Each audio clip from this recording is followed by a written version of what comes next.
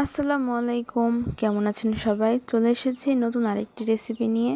আজকে আমি শেয়ার করছি খুবই মজার একটা ফ্রুট কেকের রেসিপি। চলুন রেসিপিটি দেখে নেওয়া যাক।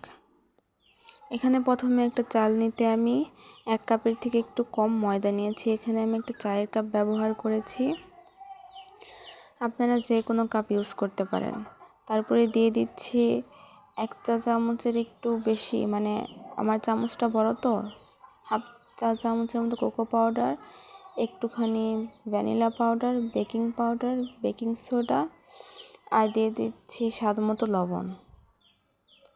এরপরে সবগুলো উপকরণ আমরা ভালোভাবে চেলে নেব।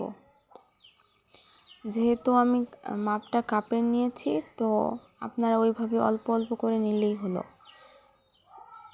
তারপরে আমাদের উপকরণ সবগুলো চেলে নেওয়া হয়ে গেলে শুকনো উপকরণগুলো আমরা একটা সাইডে ঢেকে রেখে দেব। এখানে আমরা কিছু নিয়েছি ড্রাই ফ্রুটস। এখানে 3 ধরনের বাদাম আছে, চীনা বাদাম, কাজু বাদাম এবং কাঠবাদাম।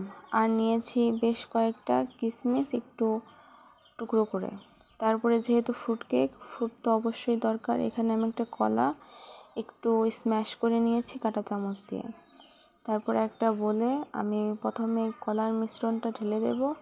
তারপর এখানে দিয়ে দিয়েছি 2টা ডিম। আচ্ছা, ডিমের ক্লিপটা মিসিং হয়ে গেছে, আপনারা 2টা ডিম এখানে ইউজ করবেন। তারপরে একটু ভালোভাবে মিশিয়ে আমি এখানে হাফ কাপের মতো চিনি ব্যবহার করছি। চিনিটা আমি 2 বারে দিয়ে মিশিয়ে নিব। আচ্ছা, এখানে আপনারা হ্যান্ড ব্লেন্ডার দিয়েও করতে পারেন। আমি এখানে এই হ্যান্ড উইস্কটা দিয়ে করছি। এটা আমরা বেশি ফোমি করব না, একটু আমরা একটা ফোমি কেক করব না, একটু নরম নরম কেকই হবে এটা। তারপরে এখানে দিয়ে দিচ্ছি হাফ কাপের মতো তেল। তারপরে আমরা এই মিশ্রণটা আরও ভালোভাবে আবারও মিশিয়ে নেব। সব উপকরণ একসাথে মিশিয়ে নেওয়া হয়ে গেলে তারপরে আমাদের শুকনো উপকরণগুলো এখানে মিশিয়ে নিচ্ছি। আপনারা এখানে দুধও ব্যবহার করতে পারেন, লিকুইড বা পাউডার। আমি ইউজ করছি না, কিন্তু ওইটা ইউজ করলে আরও ভালো হয়।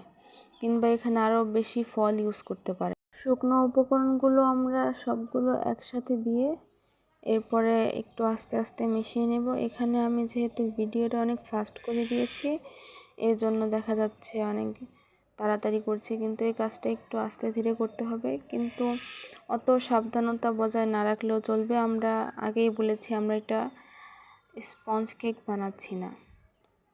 এরপরে আমরা আমাদের কেটে রাখা ড্রাই ফ্রুটসগুলোর মধ্যে অর্ধেকটা এখানে দিয়ে দিচ্ছি। এখানে আপনারা মুরব্বাও ইউজ করতে পারেন, আমি ওটা করিনি। তো সবগুলো না, কিছুটা ড্রাই ফ্রুটস আমরা উপরে ব্যবহার করব আর কিছুটা মাঝেরগুলো সব দিয়ে তারপরে ভালোভাবে একটু নাড়াচাড়া করে আমরা এখানে একটা 6 ইঞ্চের মোল্ড ব্যবহার করছি।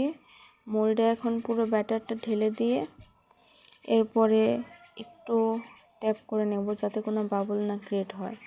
এরপরে আমাদের বাকি যা বাদামগুলো ছিল ওগুলো আমরা উপরে এইভাবে ছিটিয়ে দেব।